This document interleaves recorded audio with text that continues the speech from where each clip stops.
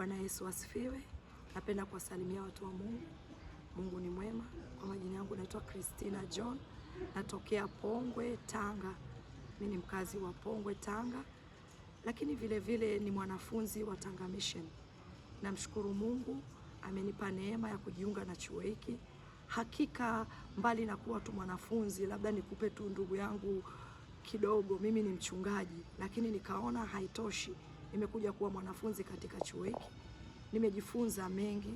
Nilikuwa sijui namna kufikia watu, maana kuna kujifunza masomo mbali kama tamaduni baridi, unajifunza somo la Uislamu, utaendeaje tamaduni kama hizo. Kwa kweli nimekaa darasani nimejifunza, na vile vile nimejifunza somo linaloitwa safari ya imani. Hakika ni safari ya imani.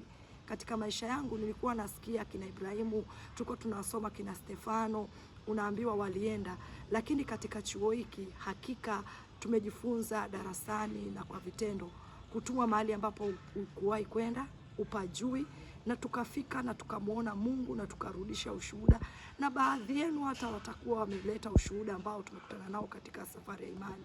Kwa ujumla chuo hiki ni kizuri, kimenisaidia. Kwa kweli naweza kwenda mazingira yote, kufanya kazi katika mazingira yote, ili mradi tu Mungu ameniambia. Kwa hiyo chuo hiki ni kizuri, na kuasa na wewe mtumishi wa Mungu, kijana, kaka, karibu chuo hiki na utamuona Mungu.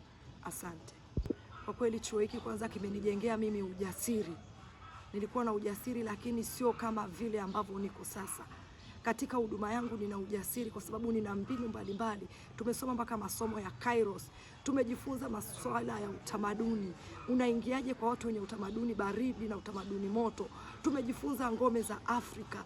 Tumejifunza kitabu cha Ufunuo wa Yohana. Tulikuwa tukisikia kitabu cha Ufunuo wa Yohana, unaogopa, unaona wokovu hauna maana, lakini tumejifunza kwamba kuna mavuno na Mungu anakuja kuvuna watakatifu. Kwa hiyo ukisikia kuvuna hautetemeki, maana tumekaa darasani tumejifunza.